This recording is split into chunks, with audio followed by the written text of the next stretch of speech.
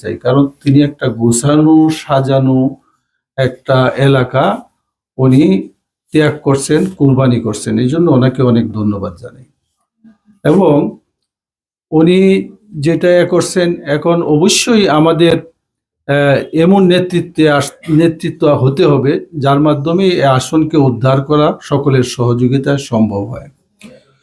দুর্ভাগ্য জানেন যে আমাদের তো অনেক কিছুই হয়, আমাদের অনেক আলো দেখি কিন্তু এটা অন্ধকারে রূপান্তরিত হয়।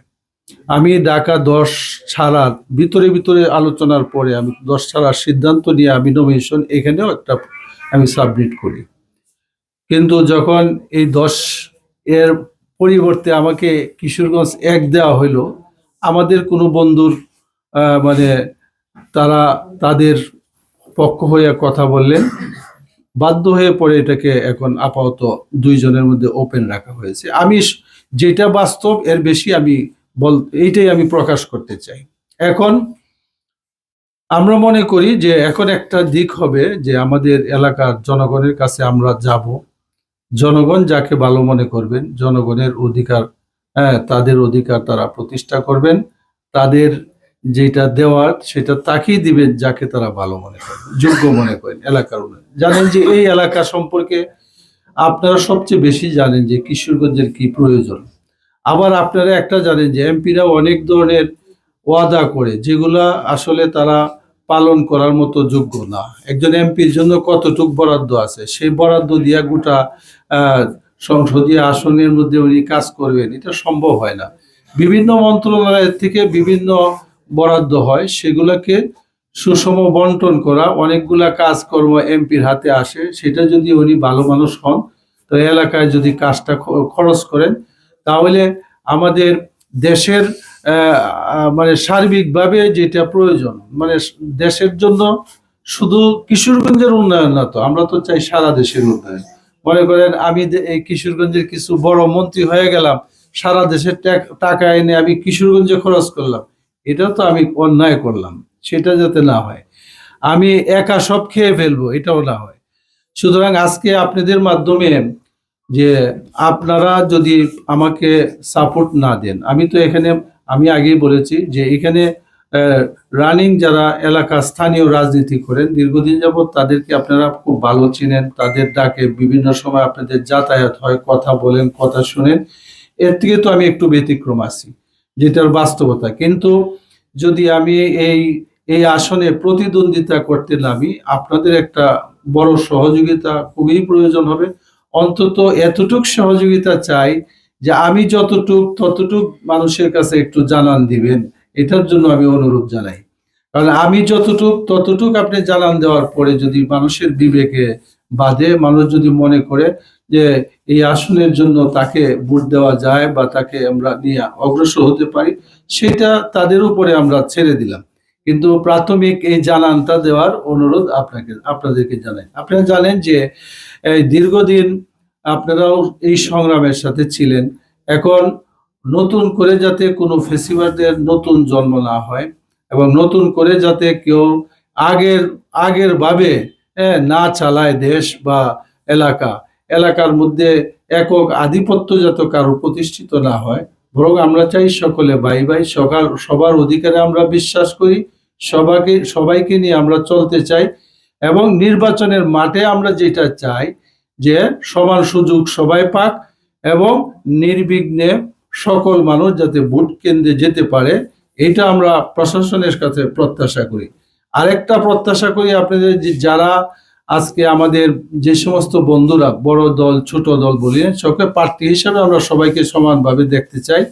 যে আপনারা নিজেদের ইমেজ, নিজেদের সত্যিকার অবস্থানটা পাবলিকের কাছে আপনারা পেশ করুন। কোনোভাবে শক্তি প্রয়োগ করে, কোনো রকমের মানে প্রভাব বিস্তার করে নির্বাচনকে যাতে কলুষিত না করা হয়, সেই ধরনের নির্বাচন আমরা চাই না। আমরা চাই মানুষের অধিকারটা সুন্দরভাবে দেও, মানুষ যাকে ভোট দিয়ে নির্বাচিত করে সেই লোকটাই সত্যিকারের অর্থ সম্মানিত আমি মনে করি। আর যদি আমি কোনো না কোনোভাবে ভোট জোগাড় করে ফেললাম, আমি নির্বাচিত হয়ে গেলাম, সত্যিকালে আসলে আমি নির্বাচিত হই নাই, আমি আসলে পরাজিত হয়ে গেছি মানুষের বিবেকের কাছে আমি পরাজিত। সুতরাং আপনারা জানেন 16 বছর যাবৎ ক্ষমতায় ছিল একটা দল, কিন্তু মানুষের বিবেকের কাছে কিন্তু তারা পরাজিত ছিল। তারা 14, 18, 24 বুট করে ফেলছে, ক্ষমতাও তারা টিকে গেছে, ঠেকাইতে পারে নাই। হ্যাঁ, দেশ বিদেশের সাথে তাদের সম্পর্ক কোনোটা কমতি হয় নাই, সবই তারা ঠিক করতে পারছে। কিন্তু দেশের জনগণের কাছে একটা প্রশ্ন রয়ে গেছে যে আমরা আমাদের অধিকার থেকে বঞ্চিত আছি। সুতরাং আজকে কিশোরগঞ্জ এক এককে আমরা আমরা যদি মানে আমরা বা জোট সমর্থিত প্রার্থীরা যদি নির্বাচিত হয়, তাহলে আমি মনে করি যে অন্তত এই সমস্ত মানে মানুষের অধিকার এবং ন্যায় এবং ইনসাফের পক্ষে থাকবে, এখন পর্যন্ত বিশ্বাস করতে চাই। ভবিষ্যৎ তো আপনারাও দেখবেন, আমরাও দেখব, এই অপেক্ষা থাকবে। আপনারা কষ্ট করে আসলেন। আসলে আমি একজন অত্যন্ত এরকম মানুষ, খুব হালকা ভাবে চলাফেরার কথা মানুষ। আমি এখন পর্যন্ত এখানে রিক্সা দিয়ে আসতে আমি নিজের জন্য দ্বিধাবোধ করি না, হেঁটে যেতেও আমার জন্য কোনো সমস্যা নাই। হ্যাঁ, আমি সব জায়গায় যেতে পারি। হোটেল শেরাটনে দাওয়াত থাকলেও আমি এই যে হাইটে হাইটে গিয়ে জায়গা বা রিক্সা দিয়ে আমি চলে যাই। সোনারগাঁয়ে দাওয়াত থাকলে এইভাবে আমি হাইটে চলে যাই, কিন্তু এতে আমার সমস্যা হয় না, নিজেকে কোনো অপমান বোধ করি না, অঢেল সম্পদের অধিকারী না। প্রত্যেক কিছু সম্পদ এখানে এই কিশোরগঞ্জে আছে, যেটা আমরা এখনো বিক্রি করে ভালো আছে, আমি নিজেও কিছু করছি। এই অল্প সম্পদ, অল্প আমার সন্তানদেরকে নিয়ে ভালো আছি। ও তো আমার বলল যে আমার এক বড় সন্তানের কথা বলল, সে তো গুম হয়ে গেছে, পাইনি। তার বয়স, বর্তমান বয়স তার 35-এর উপরে। যাই হোক, আমার দুইটা ছেলে ঢাকা ইউনিভার্সিটি থেকে অনার্স শেষ করছে, একটা ফিজিক্সে অনার্স শেষ করছে, আরেকটা নিউক্লিয়ার ইঞ্জিনিয়ারিং ঢাকা ইউনিভার্সিটিতে পড়ে, আরেকটা ছেলে ইংলিশে অনার্স করে। পারিবারিকভাবে আছি, ছেলেরা একটু বড় হয়েছে, কিন্তু খুব আয় ইনকাম করার মতো হয়নি। আমি ব্যক্তিগত খোলামেলা কথা বলছি যে কিশোরগঞ্জ আমি আসছি, আমি আপনাদের আপন মানুষ, এইটাও বুঝাইতে চাচ্ছি। দেখা সাক্ষাৎ তো দেখার মাধ্যমে মানুষের সাথে হয়ে বন্ধুত্ব এইভাবে হয়। জেলের যাদের সাথে ছিলাম তাদের সাথেও কিন্তু আমার এখন বন্ধুত্ব আছে এখন পর্যন্ত। তো ওই জন্য আমি এটা বলতে কোনো দ্বিধাবোধ করি না, যে যতটুকু আছি আলহামদুলিল্লাহ, এতে আমি ভালো আল্লাহর কাছে শুকরিয়া আদায় করে আছি। আজকে এই নির্বাচনের এই এলাকায় আপনাদের সহযোগিতা নিয়ে, আপনাদের পূর্ণ সমর্থন সহযোগিতা যে যেভাবে আপনারা করতে পারেন, মিডিয়া কর্মীদের ভাইদের কাছে আপনারা, আজকে আমি আপনাদের সামনে উপস্থিত হয়েছি। আশা করি আমার সাথে আপনাদের সাথে এই চলা আরো বহুদূর থাকবে, সবসময় সম্পর্ক এটা ঠিক থাকবে। দিন দিন আমরা এই সম্পর্কে আরো উন্নয়ন করতে পারবো। এলাকাবাসীর পাশে থাকেন এবং ন্যায় এবং ইনসাফের পক্ষে আপনাদের সমর্থন থাকবে, সেই প্রত্যাশা রেখে আমার সংক্ষিপ্ত বক্তব্য শেষ করছি। আসসালামু আলাইকুম ওয়া রাহমাতুল্লাহি ওয়া বারাকাতুহু। আপনারা বলছেন যে এই আসনটা আপনাদেরকে দিছিল প্রথম, আর 6 হইলো বাংলাদেশ খেলা প্রতিষ্ঠান, এখন কি মুক্ত রাখা হয়েছে? এটা কি ওরা ছাড়ে নাই বলে বাধ্য হয়ে মুক্ত রাখা হয়েছে? জি, অনেকটা এরকম। মানে আমি খুব সংক্ষেপে কিন্তু জিনিসটা বলছি যে আমাদের এক বন্ধুরই যে না, এটা ওপেন রাখতে হবে এবং তার অনেক গুরুত্ব আছে। হ্যাঁ, সুতরাং এইটা এই যে এক ঠিক রাখার জন্য তো অনেক কিছুই করতে হয়।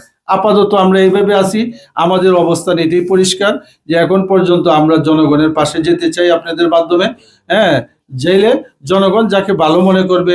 এটা তো একটা গুরুত্বপূর্ণ এলাকা, আমি মনে করি কিশোরগঞ্জের 6টা আসনের মধ্যে এটা সদর জেলা শহর। হ্যাঁ, পার্শ্ববর্তী আরেকটা আছে এই সাথে লাগানো, গুরুত্বপূর্ণ এই আসনটিতে জনগণ তাদের বিবেচনায় যাকে ভালো মনে করবে, কিন্তু আমরা জনগণ পর্যন্ত পৌঁছার জন্য আপনাদের সহযোগিতা চাই।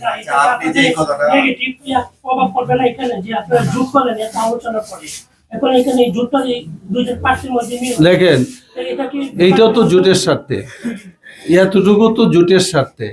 মানে যদি ওনার এই কথাও যদি না রাখা হয়, তাও তো জোটের মধ্যে জোটের স্বার্থের খেলাপ আমরা মনে করি। তো সুতরাং এইটাও জোটের স্বার্থেই হয়েছে। যারা হলো এখানে আপনাদের জোটে একটা হলো জামাত ইসলাম, এই আসনে জামাতের কি ভূমিকা হবে?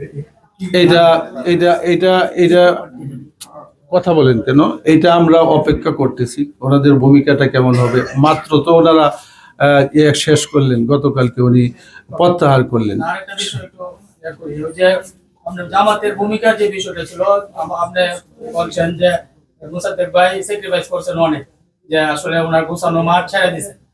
হ্যাঁ, সারা দেওয়াতে আপনারা এখন 2 জন প্রার্থী আছেন। আমি আমার দেশের প্রতিনিধি, আজকে আমার 2টা ছবি ছাপাইতেছি আপনাদের।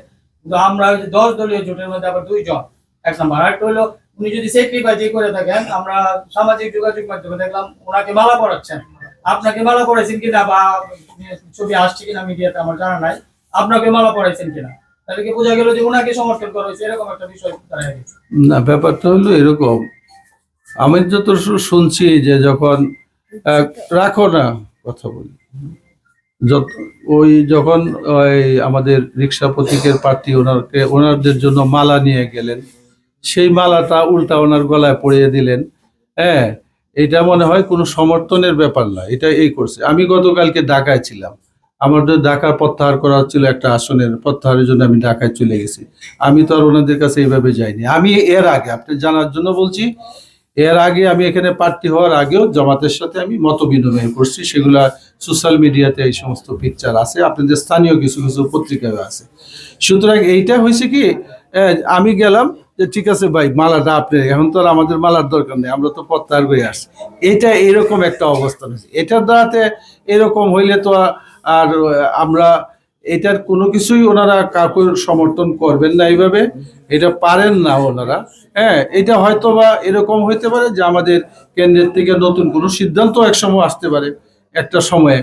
সুতরাং আমরা মনে করি, শুনুন, একটা এটার মধ্যে তো এতটুকু হচ্ছে, যেহেতু তারাও চাচ্ছে, সুতরাং মানে এখানে এক করার তো সুযোগটা হয়েছে। সুতরাং যাকে ভালো মনে করবে তাকেও তো সে বিপুল ভোটে জয়ী হতে পারে, যদি জনগণ তাকে ধরে নেয়, অ্যাকসেপ্ট করে। যেহেতু ওপেন বলা হচ্ছে, সেই ক্ষেত্রে তো আমরা দুজনের কাউকে 10 দলীয় জোটের প্রার্থী বলতে পারি না। ওপেন, হ্যাঁ, আমি বলতে পারি এটা 10 দলীয় জোটের সমর্থিত, 2 জনের প্রতি সমর্থন আছে, যে আগে যায় তাকে নিয়ে আসা হবে, সমর্থন তো অবশ্যই আছে, সমর্থন তো অসুবিধা নেই।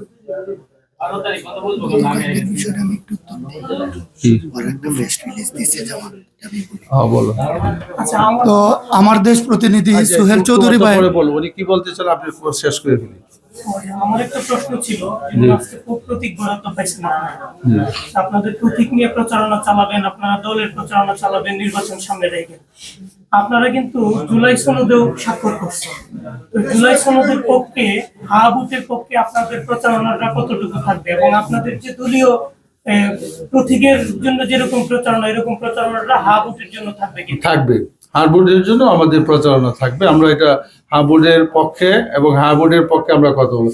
কোনটা বেশি হবে কোনটা কম হবে সেটা মাপাজোপা করা খুব কঠিন ব্যাপার। আপনি জানেন যে স্বাভাবিকভাবে এই দুইটাকে এক করাটাই আমরা চাচ্ছিলাম না, কারণ এই জাতীয় নির্বাচনের মধ্যে একটা ইমেজ আসে, এইটার প্রতি মানুষের বেশি একটা ঝোঁক আসে, এটি স্বাভাবিক। কি বলতে হবে? তো আমার দেশ প্রতিনিধি সোহেল ভাই একটা প্রশ্ন করেছেন যে অপর এক প্রার্থীকে জামাত ইসলাম প্রার্থীতা প্রত্যাহার করে ফুলের মালা দিয়েছে। তো বিষয়টা যখন আমরা ফেসবুকে দেখতে পেরেছি, জেলা জামাত ইসলামের সেক্রেটারি মাওলানা নাজমুল ইসলাম ভাইকে সাথে সাথে ফোন দিয়েছি। পরে উনি বললেন যে ভাই, মুসাদ্দেক ভুইয়া ওনাকে মালা পরায় নাই, মূলত হইল রিক্সার প্রার্থী মালা নিয়ে গেছেন মুসাদ্দেক ভুইয়াকে দেওয়ার জন্য। মুসাদ্দেক ভুইয়া এটা নিজে না পরে এটা উনাকে দিয়ে দিয়েছেন, আপনারাও মালা নিয়ে যান। পরে আমার বললো, আমরা বিজয়ের মালা পরবো তো ইনশাল্লাহ বিজয়ের পর, এখন তো মুসাদ্দেক ভুইয়ার প্রতি আমরা কৃতজ্ঞ, আমরা তো মালা নিয়ে গিয়া এই মালা আমরা পড়তে পারি না।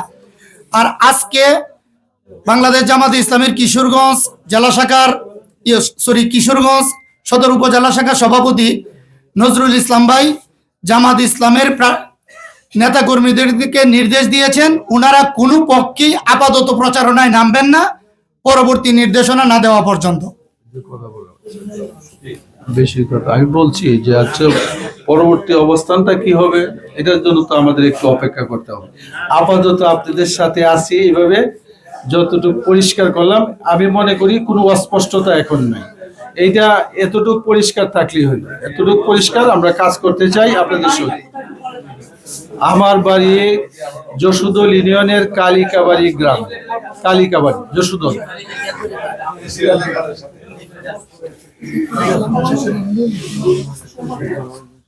আমরাও বিভ্রান্তিতে আছি এই যে 10 দলীয় জোটের প্রার্থী আমরা কাকে ঘোষণা হইলে পরে এখন এইটা তো শুনেন, এটা আরেকটু বলি আপনাদের, এইটা শুধু খালি পরবর্তী সময় এই ধরনের দুইজনের মধ্যে যে ওপেন, এটা কিন্তু আরো অনেকগুলো আসনে আছে, আপনাদের আরো অনেকগুলো আসনে এই অবস্থাটা আছে, সেইটার একটা এটাও, তাই না?